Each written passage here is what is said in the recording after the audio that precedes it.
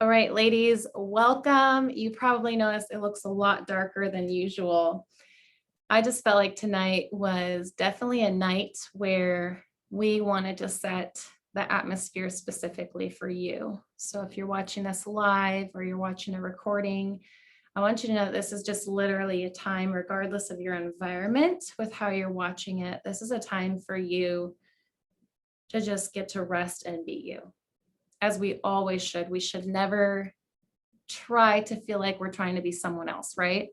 We should always want to feel good in being ourselves. But that's actually the topic that we're bringing up today, which is competition.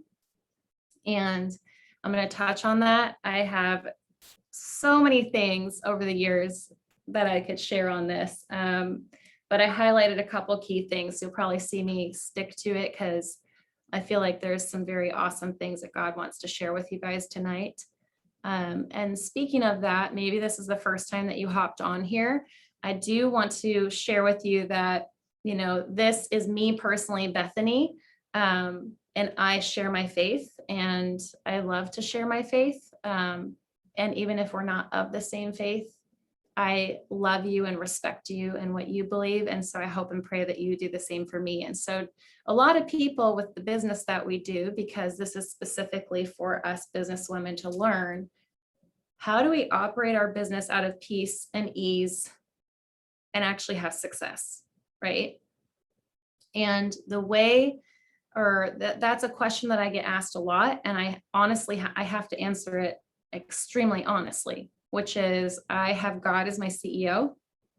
So I ask him what I should know and do. And that's literally what I'm here every month to help guide and model. It's nothing special of who I am. We're all special, but it's actually because of my heart posture. And I'm going to continue to just continue to ask God, what do you want me to know? What do you want me to do? And that's how I do my business with peace and ease. And so, sometimes God will highlight things that we'll talk about. And for the last couple of weeks, he's really shown me that there's, I'll just call it what it is. There's like a spirit of competition, which totally makes sense. It's something that's been around forever, but a lot of times we hear the word competition, we think of sports, and we think, oh, that's good and healthy. And I'll talk about that for a minute because I actually have some really cool information from some of the top athletes in the world and what they think about competition. And the fact is that competition is actually nothing that we were born with. We were actually born with an identity of who we are. And that identity is enough. That identity is more than enough to do what you're called to do. But if we're trying to copy after being like someone else, what we're doing is we're now trying to beat them. That's where competition comes from. We're trying to think, gosh, I actually want to be like that. We're either trying to beat them or we want to be like them. And in a way we follow them, which is where we emulate them. And we could think that that's okay. But the reality is that you are you. It's okay to be like-minded, kindred in spirit, like mirror each other, but you're both you, right? And so we're going to talk more about that and how to help you know that you have been given a unique, beautiful voice that only you were meant to carry. And we can love and honor and respect others for how they do things, as they will do it differently. Some will do it more similarly to us. But God has something special for you to know because he wants us to get out there and do what we do, what we're called to do authentically and with joy. That's the secret word, is joy. So again, even if you're here, you're like, I don't even really know about God, or you're like, I don't think we serve the same God. All I ask you is that you come here with an open heart, as I have one, and you can borrow my faith and you can try it out and you can see where it takes you. There's no judgment here. There's no anything. We're just excited to share our hearts and be able to see the most growth possibly come for you. So getting into it, the first thing that I just feel very I felt this very heavy on my heart. So I'm honestly just going to open in prayer because I just want to bless each and every one of you with where you're at. But I also just want to take off any feeling of feeling judged or feeling offended from anyone or anything like that, because I just completely felt prior to this like there was a high tension. And what we are going to do with God is actually going to, I believe, free everybody if they so choose from any of those feelings. But we first need to just be here with a good heart posture. So I'm just going to open in prayer and welcome God to do what he wants to do. So God, thank you so much for the opportunity. You're the one who brings opportunity to us. You're the one who has life before us. And I just thank you, God, that you even give us the opportunity to get to come together and really seek your face. It's actually such a privilege to get to do that with other pure-hearted, like-minded people, God. And so I just ask that in this time, in this space, you just open people's hearts to hear your voice, to hear your truth, to receive your love and your healing, your presence. Your presence is all that we need. Your presence brings everything.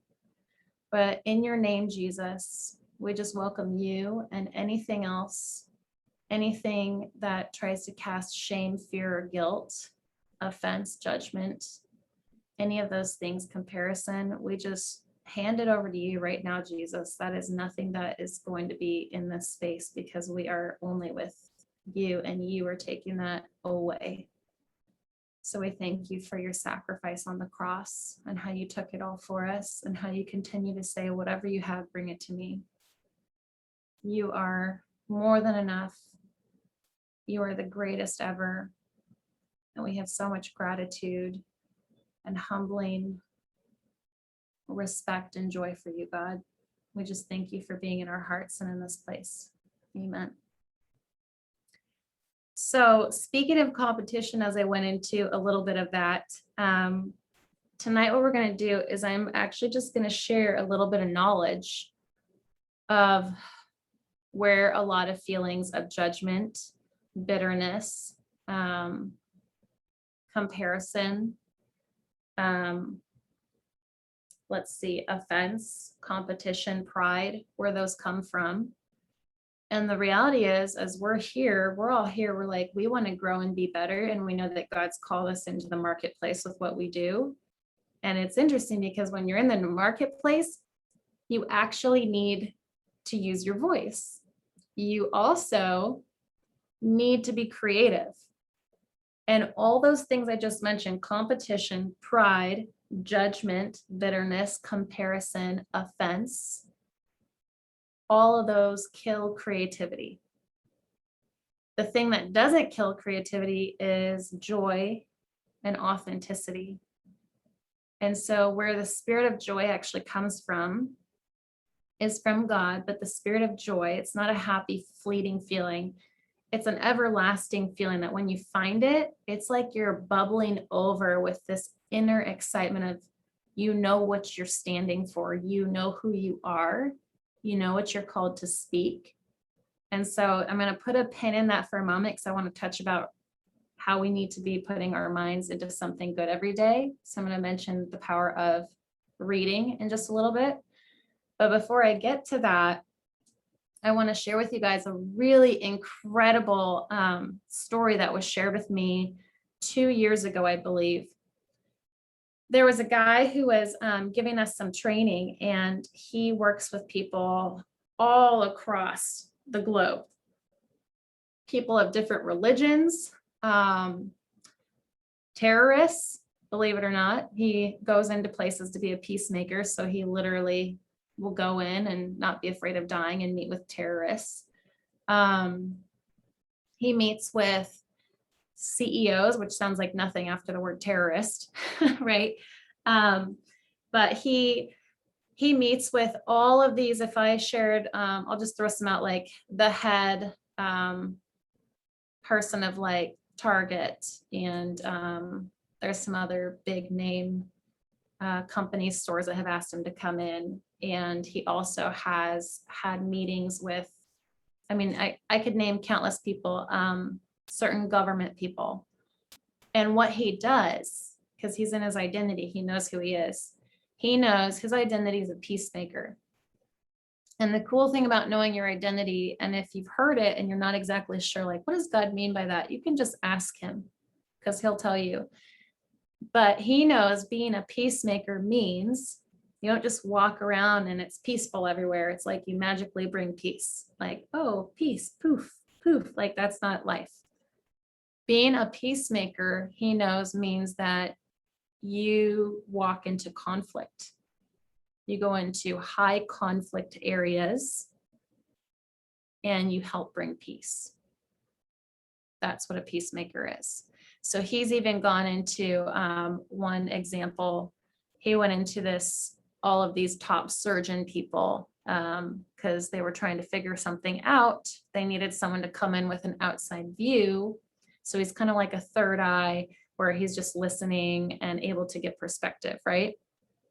And what he actually does, even though he's giving perspective, is he turns it around and he asks them questions, which is a lot of what we model on these Zooms. I'm asking you questions to ask God. I'm not like, hey, let me tell you the answer. His answer is always greater. My answer is always going to be, if anything, second best. So what he does is he asks them without bringing God's name into it, but God is truth, light, love, the universe. That's all God. God created all of it. So what he does is he asks them questions and he says, what's your greatest fear? And so they'll answer and they'll share their fear. And he goes, where'd that fear originate from? And they're like, well, I don't know. And he goes, no, every fear originated from somewhere, because when we were born into this world with no fear. Fear originated from a memory. And so then he asks them to sit in truth, and he asks them, ask truth. That's what he says. Ask truth to show you the first time you felt that feeling. Like if you're in that fear, what feeling are you feeling? Ask truth to show you where that came from. So as you can see, what he does is he's actually walking them through a healing process of where did this trauma originate from? And then he asks them to ask truth, what was true in that moment? And oftentimes what their perspective was wrong.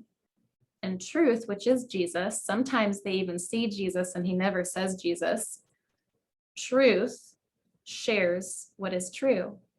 And it brings us healing. And where there was this high conflict, high tension situation where people couldn't see eye to eye and they're about to bite each other's heads off, in these corporate offices or in this surgeon facility that was going on.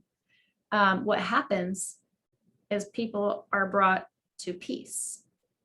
And in that peaceful state where they're like, wow, I don't have to self-protect myself. I don't have to self-promote. I can just, wow, like I feel good knowing who I am. They actually enter into a state of peace and a state of joy because they feel freedom.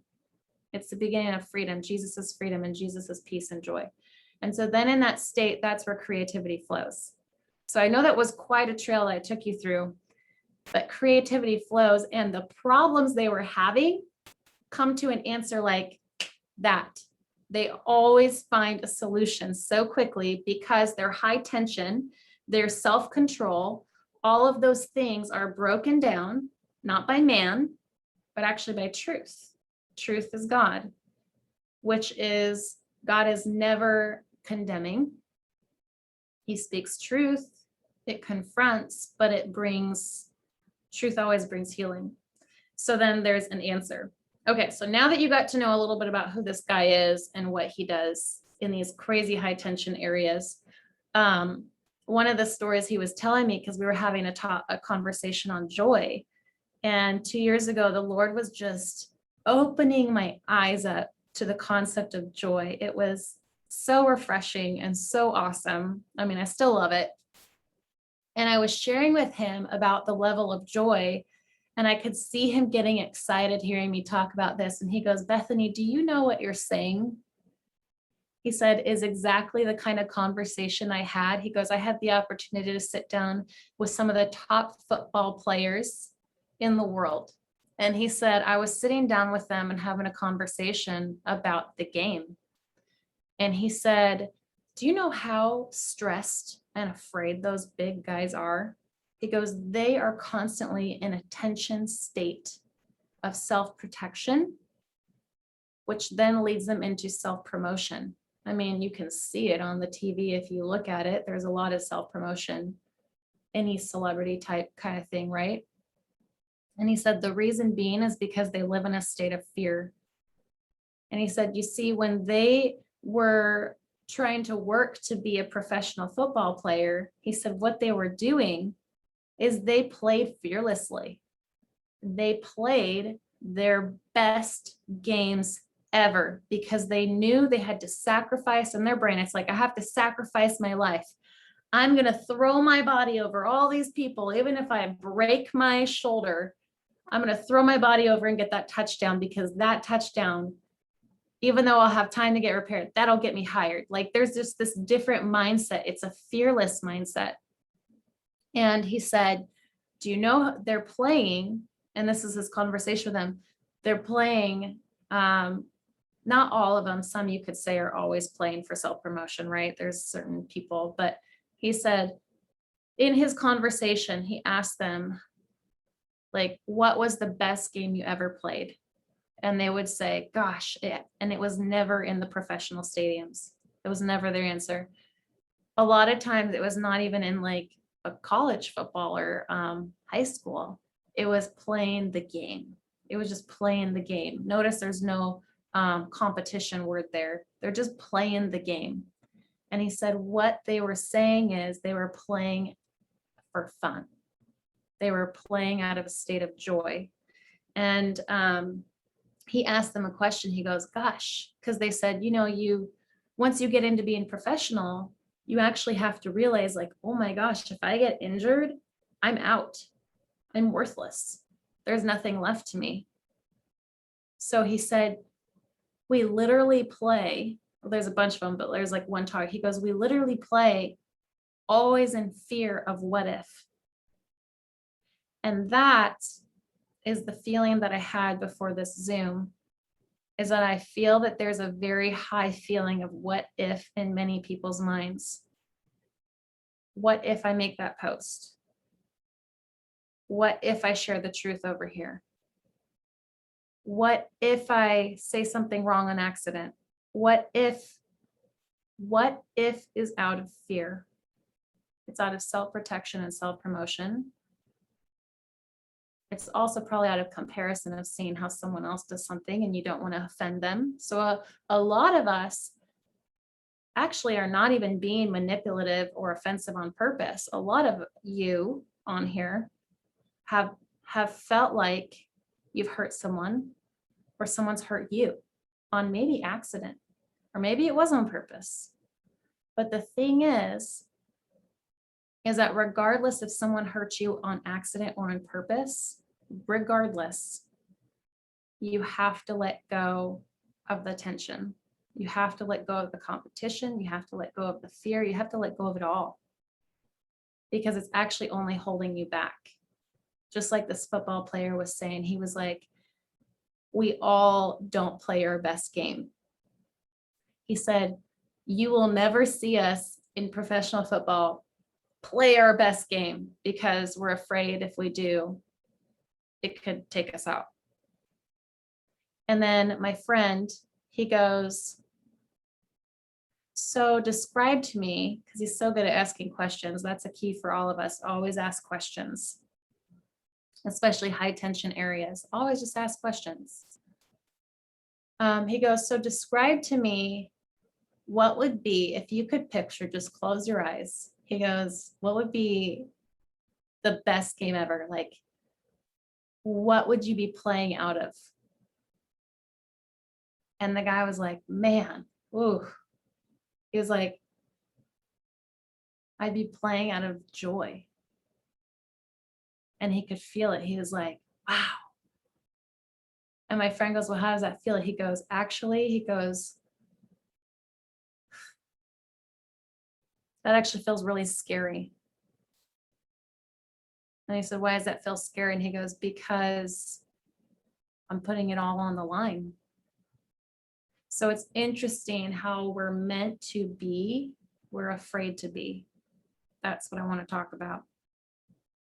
And you know, the reason why we're afraid to be it is because we're afraid of what might happen to us. We're afraid of what someone might say about us. We're afraid of what, how someone might take offense. We're afraid of maybe just not being liked as much. Those are all things with comparison, competition, all of it. So there's so many facets I could go off from there, but honestly, I just get like, I feel bubbling over inside, just even like thinking about that concept of joy, and even just having a moment of thinking about this football player playing at their max capacity, like just going all out. They're having fun in a state of joy. Talk about amazing. And that's where I know, like, what kind of world would we be in if no one was in competition or fear? It wouldn't be boring. Sure, a lot of people would be like, oh, that'd be boring. Everybody would be the same. No, we wouldn't. We'd actually all be in our identity. We would all be living our best life. Maybe some of us want to go farm and plant, and we don't care about things. We just want to grow and get our hands dirty and enjoy seeing the fruit of what we did. And other people are going to go build successful businesses, but they're going to enjoy being open, sharing with other people. What are their secret tips that shouldn't be secret? Because living that way is fearless. And they're like, gosh, if I'm not in competition with people, I can share what I'm doing, because I know they're going to love and respect me. They're not going to try to take my business from me, because remember, no one's in competition. They're actually going to do what they're called to do, which is maybe a different business, and you're helping their business thrive. And then they'll share with you maybe something that's working that you can apply. That is a totally different world. I know that's never going to be the world that we're living in. But my point is, how can you authentically be you in what you do? How can you eliminate the fear of being second best or trying to be first, of competition? How can you work out of that state? And so we're going to talk about some steps, and a lot of it really first has to do with forgiveness. That's almost the first step with anything. Because as we talked about, maybe it was our first Zoom, and we can't talk about enough, there's a lot of opportunities where we have to ask God to search our heart. And in asking him to search our heart, we're asking God, is there any place in my heart that I need to forgive a situation or someone? And he might even say yourself. And that's okay. That opens up the door of joy, peace, and creativity. So the next thing I want to talk about, there's so many good things, but I think one thing I first want to talk about is feeding your brain. And if you're sitting here wondering, are we ever going to get into like something that I can do? Yes, we are. It's going to be at the end. So just sit tight. So one thing that's been coming to me over and over and over again is reading. I have many friends who have incredible podcasts. I'm not saying you shouldn't listen to podcasts. I've also had opportunities to hear things, and just hearing one line in a podcast absolutely helped me change my perspective on something. Podcasts are great. Worship music, love music. It's great. But there is a powerful thing that happens when we read words. We're literally meant to read the words, write them down so that when they read it, they may run. There's a power in reading. And I feel like it's something that has been, I don't need to go into this topic at all, but I feel like it's something that has just been put down. And so even on social media, I know for me, I found people don't want to read things anymore. They just want to watch things. So for me, even personally, a lot of the things that I do are reels. I make little reels because I actually get more people to actually see what I'm sharing in that moment than reading something. But that doesn't mean that we should stop reading. You are not like the world. And in order to help the world see things differently, we have to continue to be different. So my challenge to you, and I'm actually going to send this in our text drip, because if you didn't know, I have a women's text strip where I'll send some reminders of when we do this, because it's only once a month. But my challenge to you is to, if you don't know what to read, ask someone you trust. But first, I would say ask God. He might even have something just right there for you. Pick up a book that I believe is going to feed your spirit and your mind. And here's the best part. Almost every book that I pick up has so much awesome stuff. You know, the feeling that I feel when I read it is joy. That's when you know it's filled with freedom, God's truth, and it speaks to your spirit and your identity. God's been showing me books that I'm purposefully meant to read. And here's the best part. I grew up thinking you have to read a book. Well, I have changed that. And now I read 1 page, 2 pages, maybe a chapter. Doesn't matter. If it's a devotional for you and it's like 1-2 pages, read that a day. The thing is, our world is filled with a lot of offense and bitterness and judgment right now. It always has been, but it's definitely higher with social media, all these things. You have to put on your armor. Your armor is for your brain, okay? Your brain is the thing that is going to help you be creative and get through the day. And if you don't have something to remind you, regardless of what happens, if you hear someone say something, or you hear even in your own, sounds like your own voice, but it's really negative, well, it's not you. You don't talk to yourself that way. You don't. And it's not God, because he never puts down. There's only one other voice that comes from, but it sounds like us, but it's not. The only way you can combat that is if you're reading something that speaks truth and encouragement and empowerment to you. And so I want to challenge you today. If you felt like you're supposed to read a book in a certain time, let's just drop that feeling. Because again, that actually probably comes from comparison, feeling like you have to be something in order, like achievement, something. So drop it. And maybe God wants you to just open up a devotional, because that feeds your spirit and you feel like you're checking off one thing each day. But there are a handful of books that I have read that are so impactful. They speak so much to my identity. They encourage me. They continue to really, like the word reassurance. I see that on our chat. They reassure me of what God has been telling me. It's confirmation. That's what I'm looking for. I love it. And I will underline it. I will take notes. And guess what the best part is for those of us who do our business, because I know some of you have invited others who don't. The best part is that in social media, God is actually giving me wisdom and ideas off of what I'm reading. So it's like, if you're ever struggling with content, you need to open up a book. Open up a book. You don't need to go watch someone else's reel. You don't need to go watch. I mean, yes, some of you are like, I want to advance things, get training. So again, spirit of offense, please go. Nobody take offense to anything that I'm saying, please, because that is not of you and it's not of me. I'm saying you have countless creative ideas all on your own.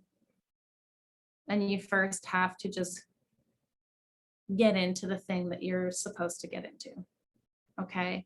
So for example, I had 2 friends, actually, I think you guys are even on here, Lainey and Sarah. They both sent me a devotional today that they read that confirmed something that they were needing. It was awesome. It was so cool, because I was having a separate conversation with them and they were talking about something that they're going through. And that was the other day. And then today they both send me photos and they're like, oh my gosh, this is just what I was talking about, encouragement. So I'm probably going to reference them a little bit, but I first just want to talk about forgiveness. as we move forward. So if that's confirmation for you guys, and if you had no idea of reading a book, please get into a book and ask someone, but first ask God. It's going to be amazing. So here's one of the things that's really come to my heart a lot, and God's been working with me on, and I feel like it's our first step for the healing that's going to happen tonight for a lot of you. Like I said, I feel like there's been a lot of hurt. And in order to feel like you can authentically be you, you need to know that you are you and you aren't judged. If somebody is judging you, there's something that they have to go through. You be you. And that was something that I heard God say is be bold. Be bold being you. You have authority in your unique identity to be you. Now, I'm not saying go be casting judgment and be manipulative and negative on people. Well, that doesn't sound like your true identity. I'm saying you be you, which is always going to be filled with treasure-filled positive things. We all have unique, different identities, but they're never casting things onto other people. They're always speaking life, love, light, encouragement, truth. Sometimes that does come in the form of correction, but God will tell you when those moments come, but it's still filled with love. But there are some things that God is sharing with me, and I've gone through a lot in my past, in my history, and it could make me emotional tonight, but I believe He's going to help me just keep it together. I have had a hard time with it in my past. And the interesting thing is, as I asked God, like, I never wanted to go through it again. I've had to go through it countless times. And the thing is that sometimes as we're going through things countless times, one, God is continually pruning something from you. That could be an opportunity. He's like, hey, please fix this. That's an opportunity. Second thing is He actually just wants to grow you. And in order to grow you, He has to keep watching you go through these hard things because it's helping level you up each time. They seem a little harder, but you're gaining more wisdom. There was a third thing, and I actually just forgot it, so maybe it'll come back to me. And there's a three thing. Thanks, God. You'll let me know if it's important. So speaking of that, the one I'm going to talk on is this word. It's this word forbearing, because there's actually a Greek word to it. And I'm going to get into it in a minute. But for example, when I was married before, and my late husband took his life by suicide, and the way that he did it, I'm painting a little bit of a picture. I don't need to paint all the picture, but the way that he did it, it ended relationships in a very, very toxic way, where there were letters that were written that were just wrong. And it was very hurtful, especially because there was, his family knew, and we had conversations about getting some counseling, marriage counseling. Absolutely. Even if one person needs to work on something, should also have marriage counseling. And I was also filled with a lot of pride, and I needed to work through that. And sadly, through my breaking, God showed me the opportunity to work through it, but it was after the loss of a husband. But there was a lot of mental instability that was taking place, and you usually can connect the dots, and you see a plethora of it when you're actually looking at it later. So he and his family, his family and I had talked about, getting that going. And it was at the time that then he took his life, and he wrote these letters and very hurtful things. And the family decided to put all the blame on me for his suicide and just completely cut us out of their life and disown his children because he said they're not his. And they just decided to just take everything. everything as though it was true.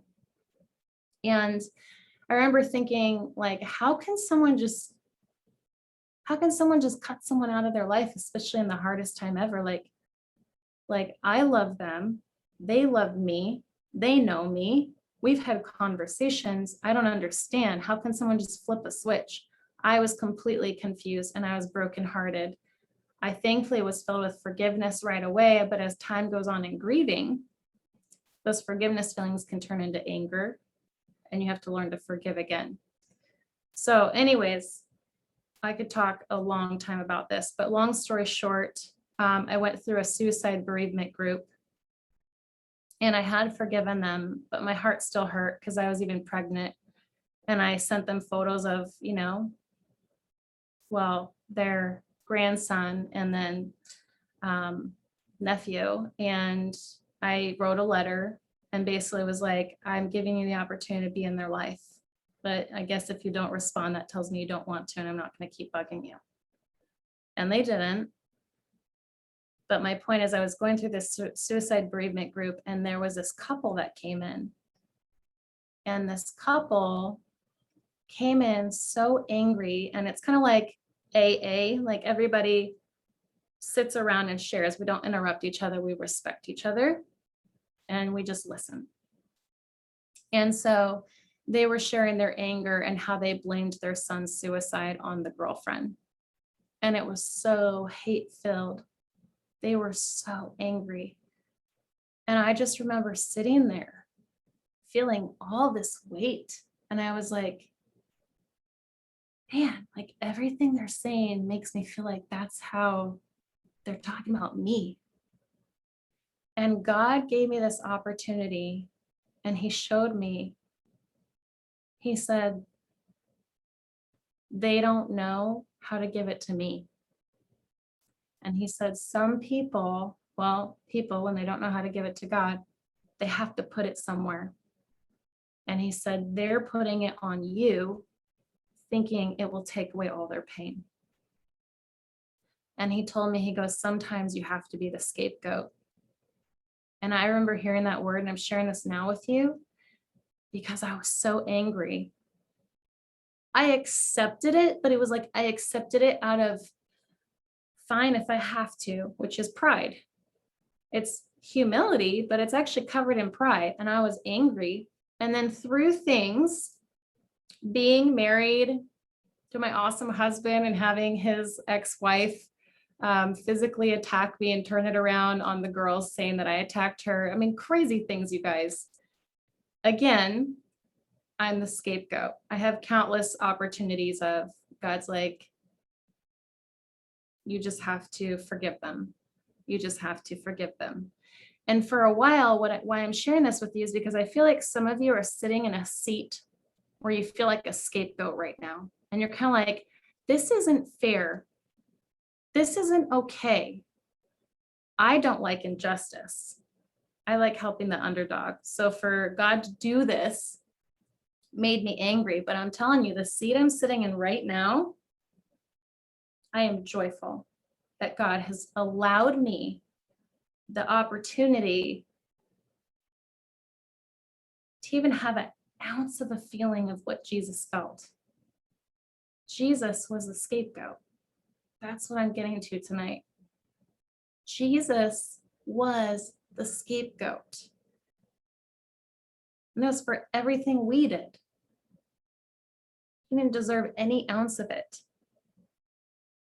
It was for all generations of humanity that he was holding.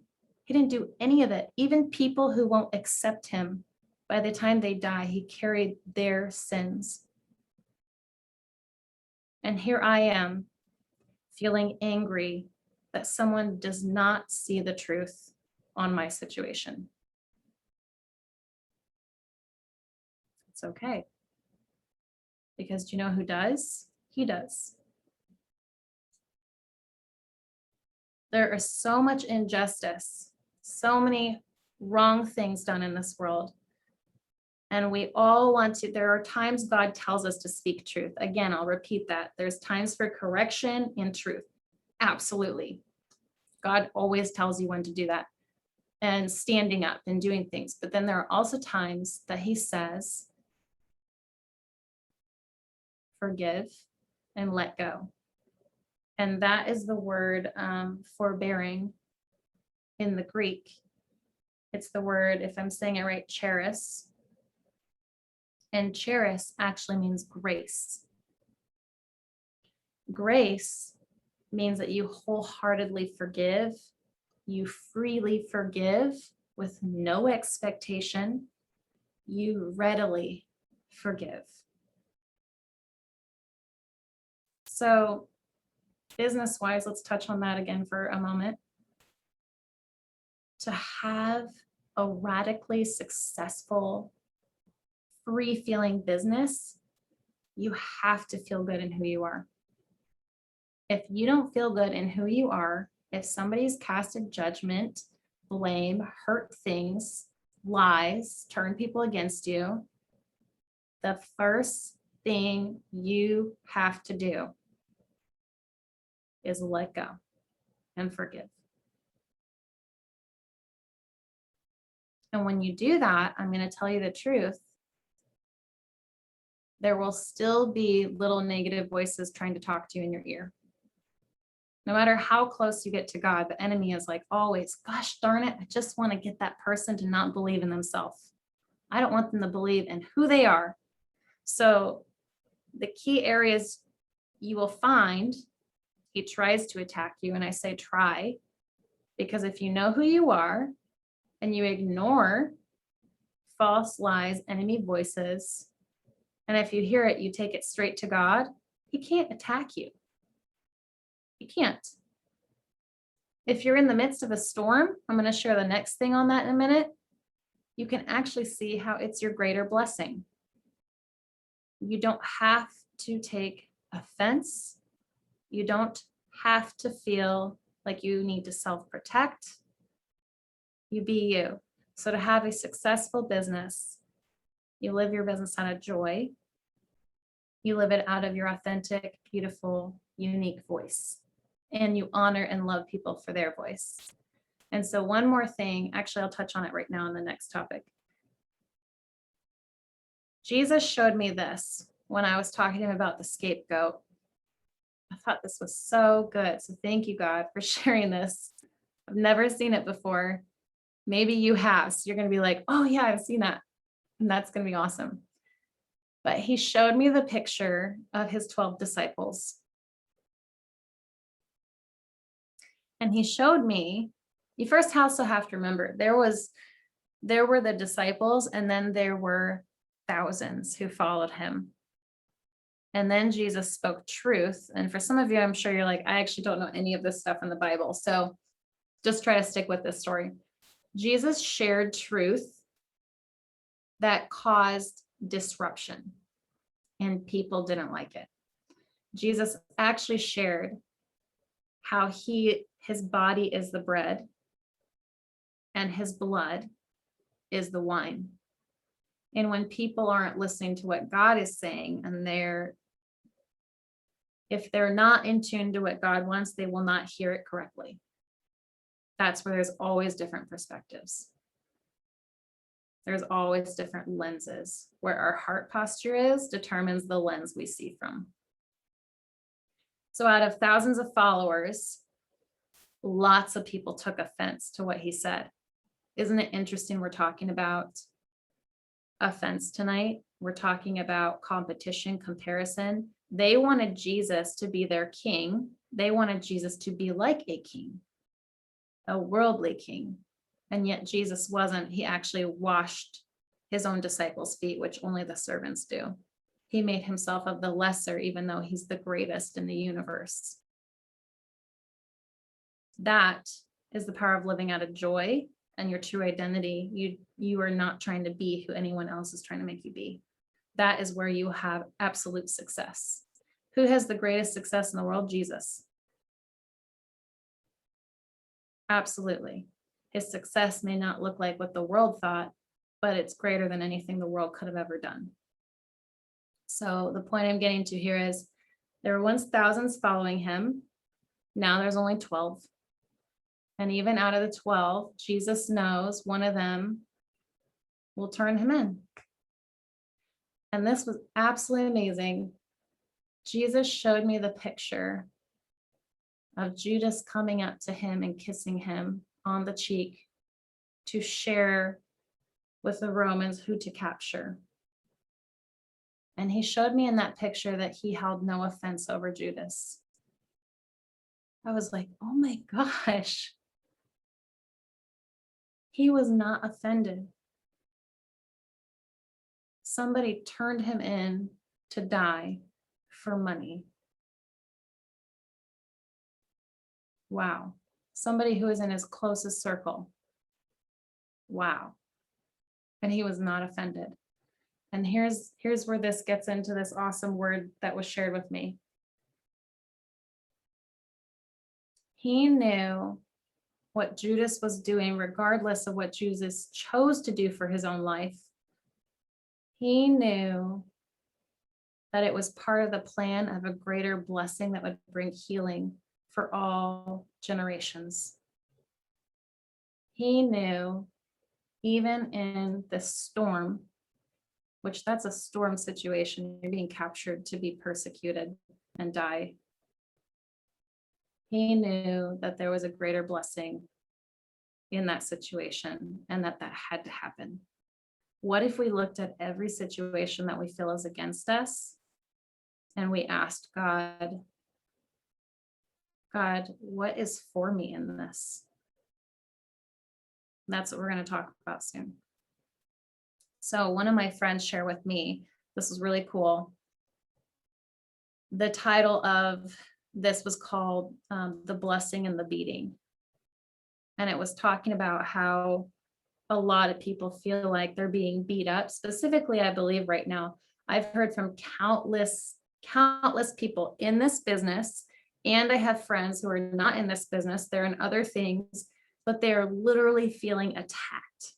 And even though I use the word attacked, like wrongly accused, just absolutely bombarded or overwhelmed or feeling shut down, feeling like they don't have any power or strength right now, they feel oppressed, like a weight is on you and you're stuck. You feel trapped. That suffocation feeling is how it feels when you feel like no one sees your side, injustice, all that kind of thing, right?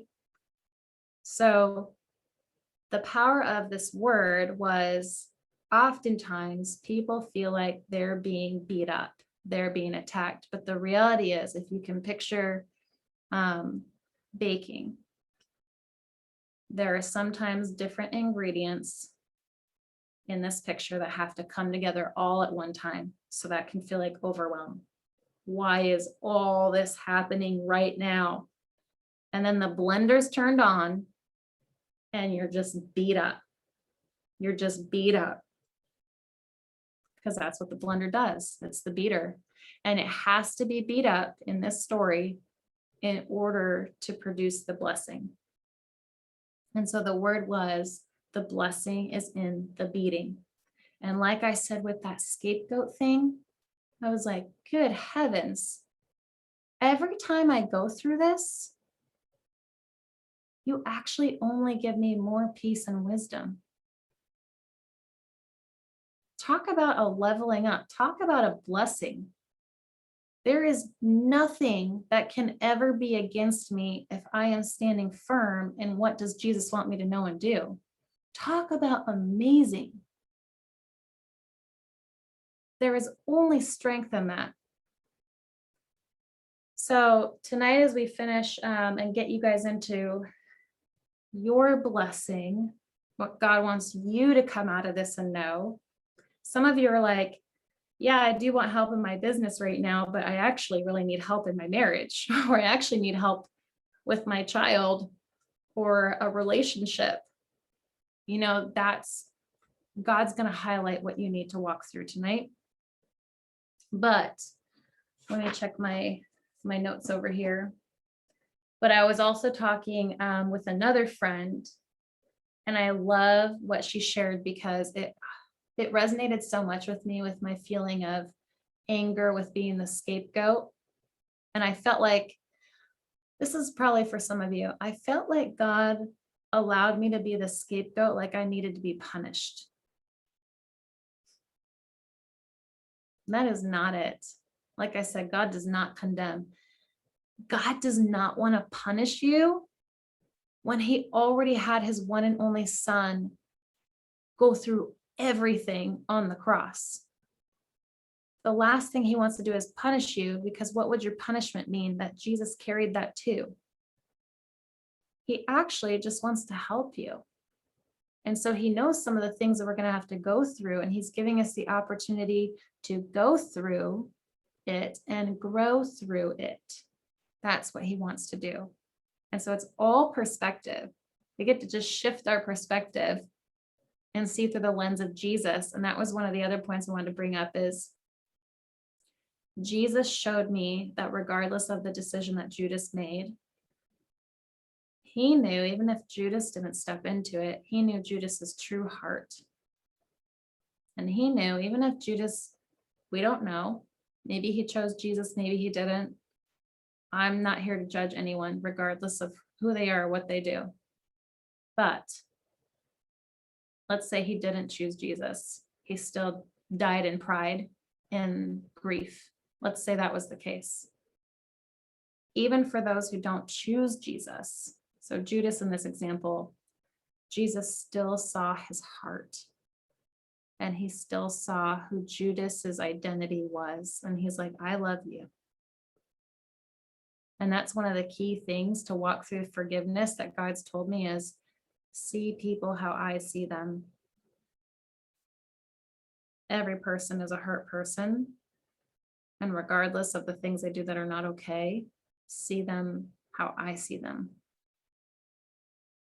The things I've gone through with Wayne's ex, it's been a roller coaster of fun.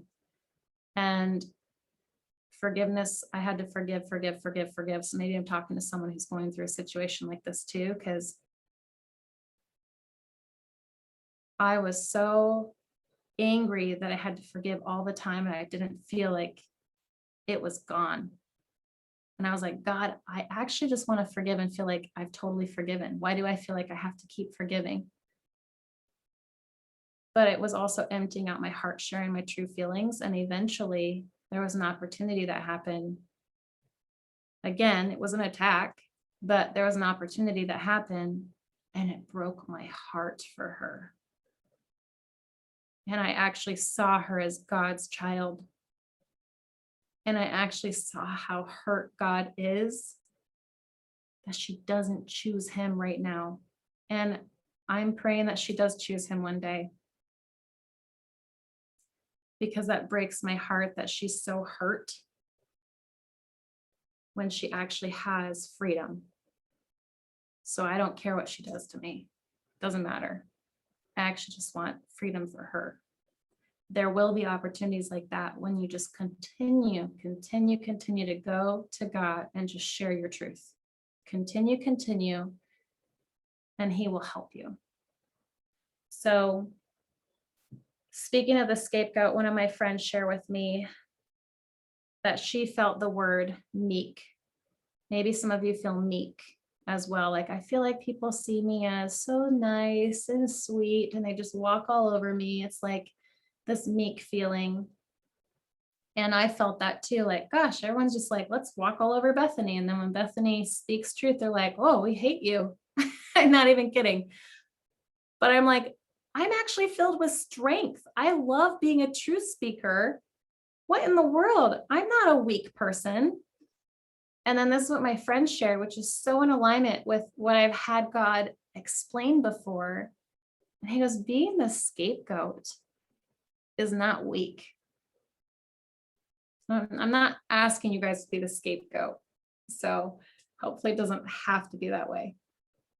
But being meek is being humble-hearted. To be humble actually means that you have been prideful and you let it go. We have all had pride. My own personal belief, I'm not telling you it has to be this way. My own personal belief is that sin originated from pride. That's my own personal belief, because Lucifer came from, to me, pride. And he wanted to be the best in competition. He was comparing and wanted to be better. That's pride to me. So it's like every sin to me originated from pride. That even as I said in my like, okay, I'll be humble and accept it. I'm angry, I'm in pride. So with that said, to be humble means that you let your pride go. And that is meek. To be meek is like Jesus. It's not a little mouse. That's what we think, a meek mouse. Maybe it's in books and maybe it's like spoken to us. I have no idea. Being meek is humble-hearted with love and kindness, a beauty in your eyes where people see that you see them. That is to be meek in spirit. Doesn't mean you don't have a strong voice. And to be meek is the most powerful thing ever, because that scapegoat and Jesus keeping his tongue shut, not casting blame, judgment, nothing. Keeping his tongue shut and being accused of something that you did not do and going through it is the most powerful thing ever. And so my friend was saying, meek is not weak, it's strength. And I agree with her. I absolutely do. So now what we're going to do as we walk into this, I wrote it down, as you guys can take a moment. If you do have to go, I am recording this. You can just hop back in here into the recording. But I want to help you regardless of what you're going through. Maybe you recognize, gosh, I've actually kind of been a bully. I've had friends go through that. So I'm telling you, I have had friends be like, wow, you actually kind of helped me realize I haven't been so nice here. That's okay. Because you know who forgives you? And also, I don't take offense. I've already forgiven all the people who have hurt me, and I bless them and praise Jesus. I am at a place in my heart where I actually do pray blessing for them, that they know who they are in Jesus. And if they have no way of contacting me in the future, and they're like, gosh, I wish I could say sorry to her, and they never get to, let's just say that, I pray and hope and know that God will let them know that I already forgave them. And it's okay. That is where my heart is now. And it wasn't there before. So if you're very angry, I want you to know it's possible to get there, because I've been there. I've had people say, oh, you should pray for them. And I'm like, pray for them? They're the ones wronging me. Like, I already forgave them. Why are you wasting your prayer on them? Pray for me. That was my brain, because I'm angry. Being angry makes you think a lot of competition and frustration and all that stuff. So that's where we don't want any of that. And we can actually live a life out of freedom and fruitfulness. So the first thing that we're going to do is we're going to really address the fears. We have to address fears to move forward. So a lot of the fears, the biggest fears that people have with being true in who they are is, or when somebody has, let's say it's a family member, and you know you have to see them at things, address them at things, even if you have boundaries, it's like they're not going anywhere. A lot of people ask, how do I show up as myself? That's a great question. There's a lot of, it feels like toxic soil here. I'm just trying to be me. I forgave them, but if they see me, they're going to react. How do I show up as myself? That's a common big fear. Another fear is, I don't want someone to think that I'm doing something or saying something that's at them. Because it's interesting, when people take offense, they will look at things that you share, and they're like, oh, you did that on purpose. So that's a fear for people. Like, Well, how do I not have them take offense? How do I just continue to show up and be myself? I would talk about this and teach about this, or be this way at my family reunion, or like how do I be me and not cause offense? And then the other one is, how do I move forward with peace and being comfortable sharing what I usually say authentically, which goes a lot with the last one. How do I move forward with peace and being comfortable is basically the main question. And a lot of that right there is tied up in not worrying about what people think. You can't control if somebody continues to come into your circle and try to see what you're going to say wrong. That's going to offend them. Offense can only be taken, it's not given. I can read things that I completely don't agree with, but I don't have to take offense. It's totally a choice. So here's what we're going to do. If you're like, I really want to have a business with peace and ease, I really want to have success, I really want to be able to feel confident in my voice and not second guess how I should do my business. And again, maybe that's something in your family. What you first need to do, so this is your taking action moment, is you first need to hand over your fears. So this is what you can do right now. In fact, I'll just pray. I'm just going to open this up and you guys just process through this. I'm just going to walk you right through. And if you feel like you need to do it again, if God shows you something else, you can just hop into the recording at this moment and just watch it forward. So Lord, I just thank you for all the women who are here. And I know that we all live in this broken world. So we all at some point in our lives, if not today, have dealt with feeling judged, not enough, feeling like we have to be a certain way to have success, feeling like we have to speak a certain way, look a certain way, whatever it is, God, we've felt this. Maybe somebody said something that's very hurtful and it's hard to let go. Maybe there's been a situation that has even physically harmed someone. No matter what it is, God, I thank you that you are the God of more than enough and you can take it all. And you've said, give it to me. I've already taken it. I've already carried it. So right now, we just welcome you where you're sitting to share with God what pain is in your heart right now. What pain do you need to hand over? And we're just going to walk right through into this. And if you're not sure right now, I want you to just ask God, say, God, search my heart. Where is there any unforgiveness? Or is there any bitterness? Feeling of being wronged, something unjust happening. It's whatever that thing is that you feel like it's hard to let go. Ask him to show you what that is.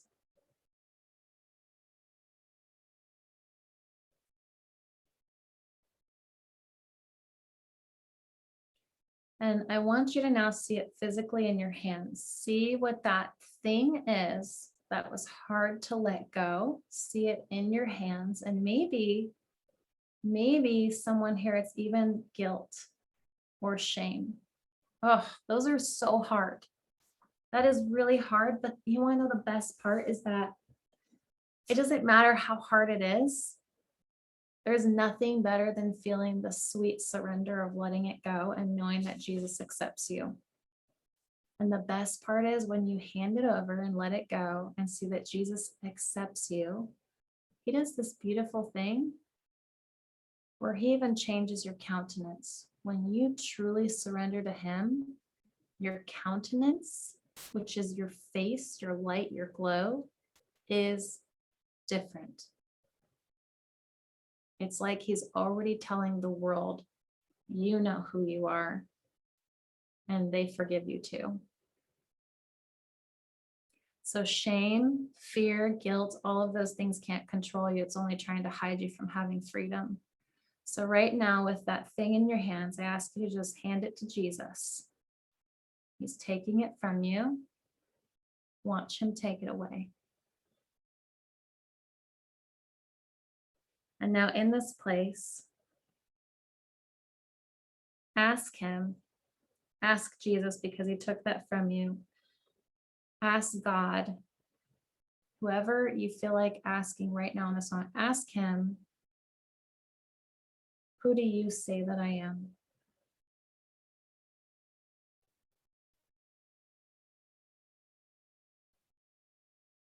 That is your joy. That is what he wants you to be confidently, because it's who you are. He's asking you to step out and be in the light of who you are that he gave you. That is your truth. That is your superpower. That is where success happens. You want to know how to be more successful in whatever business you do? You be exactly what he just told you. You be that. You do that. You want to know what to say with it? You ask him, what should I use for this today in my business? What do you want me to talk about? He will tell you. What book do you want me to read? He will tell you. It will give you joy. You will have creativity. You will have so much to give. People will be attracted to you and say, wow, I love what a light you are and your confidence. How do you have that? And you're like, let me show you. And they're going to want to be a part of your community because you continue to give life. You continue to pour out good things. There's not enough of that in the world. People want to work with awesome people. People want to work in healthy environments. We all have to work in this world. We all have to have a living. So why not do it in an environment that is fruitful and filled with no judgment, no comparison, no competition, but truly love, peace, joy, ease, pure excitement, being uniquely who you are. So the last thing is really just a little bit more of awareness. And again, if you are just sitting right now with who he said you are and you are feeling great with that, just keep sitting in that. That is an awesome feeling, to just feel his overwhelming love, because that's what that feeling is. It's amazing how all these words tie together, but like true joy, which you feel peace, also is awesome love.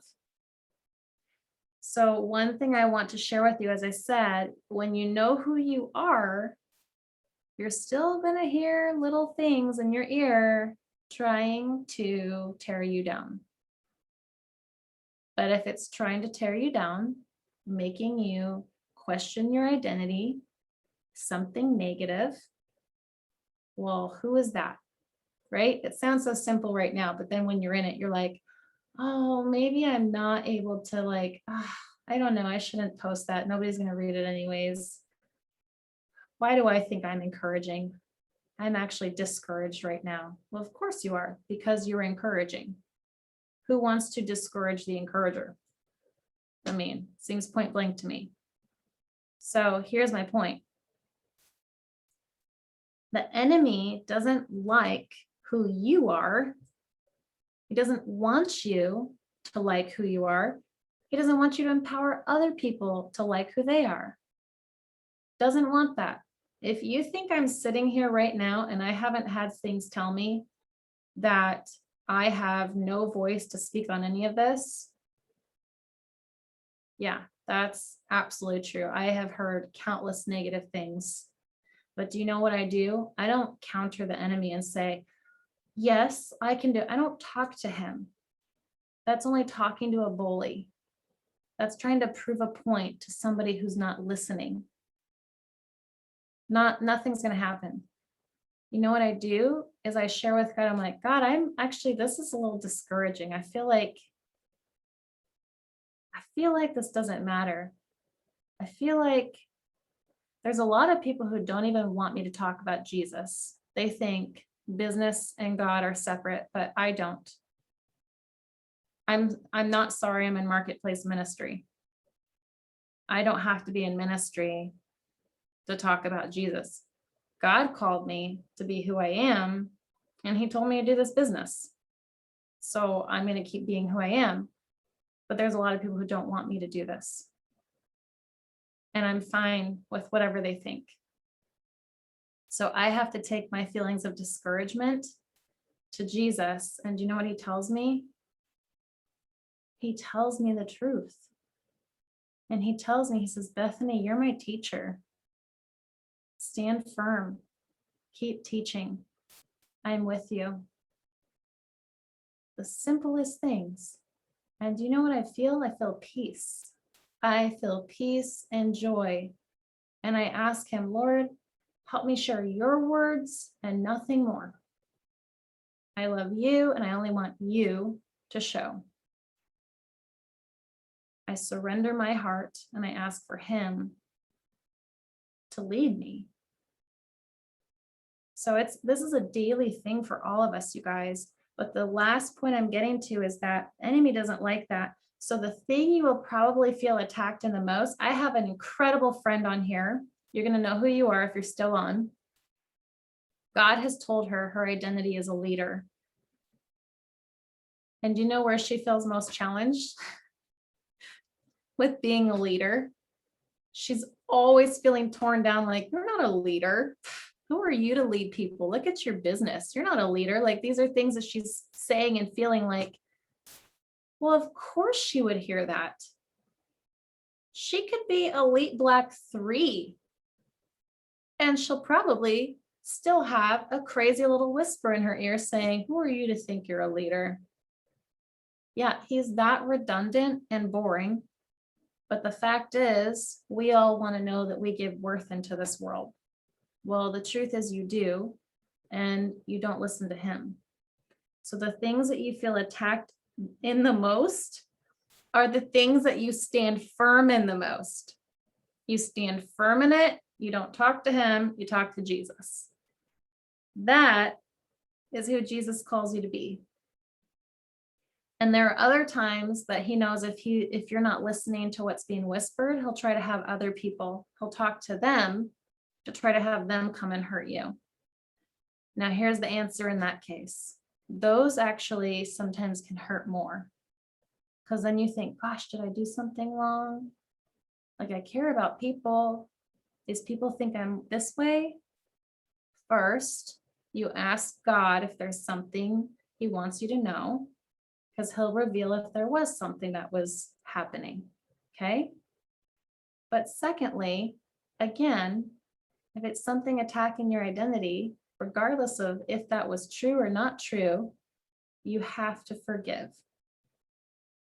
And on that note of forgiveness, even if that person, especially like they're just being very manipulative and they are not surrendering their heart to Jesus, you have to outlive them with love. That was the answer God gave me. And it's funny because I had the word kill them with kindness, that whole saying, but I'm like, I don't want to kill anybody. And God goes, no, outlive them with love. We don't have enough of it in this world. The best thing you can do is love, which means we forgive. And then we ask God to show them who they are in his eyes. And that will help us.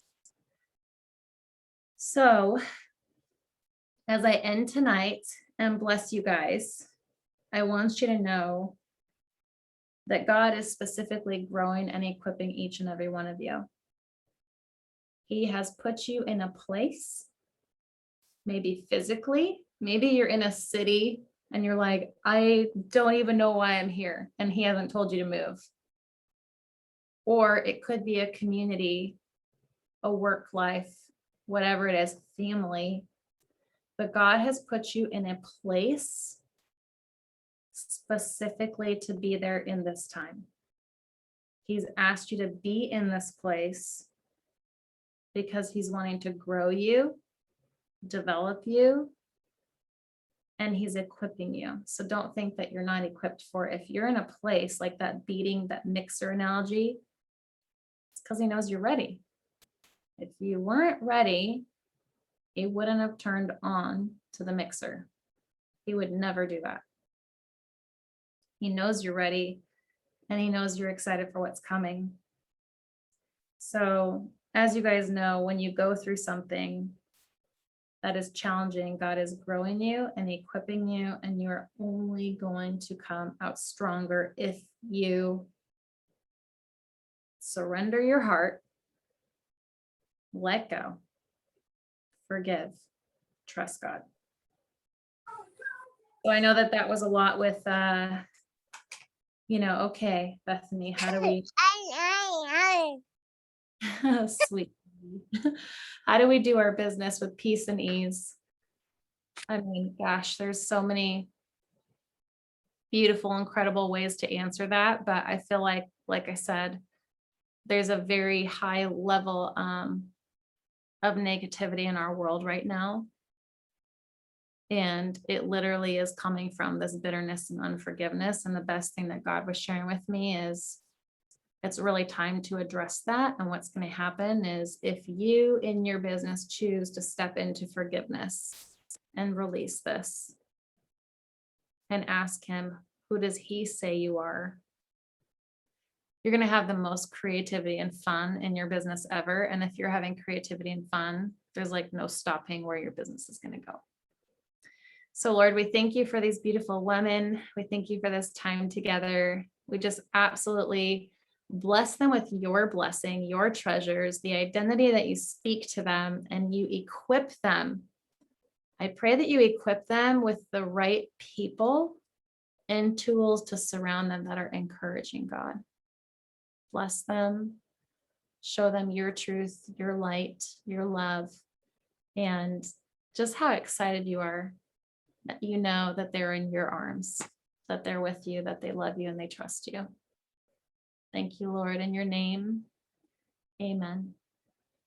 All right, ladies, I love you guys so much. I can't tell you how excited I was to get to spend this time because he's really been developing this for a while. So I was really excited for this time. So again, if you do not have the text drip, maybe message someone you know, maybe they got it. Because I just set up a shout app where you can text in, you type the word women, that's with an E, WOMEN, and it will update you of when we do this once a month. And if God gives me a topic ahead of time, I'll share a topic.